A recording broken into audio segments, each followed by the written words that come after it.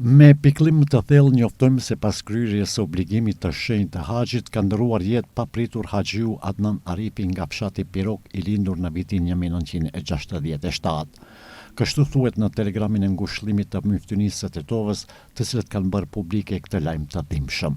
Sipas njoftimit, pas dakordimit me familjarët, i ndjeri është varrosur në barezat e Mekës, siç thuhet në tokën e bekuar ku zemrat e besimtarëve drejtohen me mall e lutje. Familjes së të afërmëve dhe gjithë besimtarëve u shprehim ngushëllimet më të sinqerta, duke lutur Allahun t'u dhurojë durim dhe forcë në këto çaste të rënda, thuhet në telegram ngushëllimin e Myftënisë së Tetovës.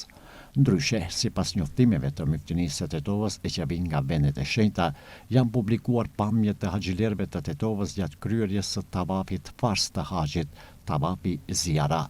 Nga rajoni i Tetovës për në vendet e shenjta kanë udhëtuar 441 jetlinj, bashkë me shoqëruesit e tyre, hoxhallarët, udhëheqësit dhe ekipin mjekësor, shifra mbërrin në 460.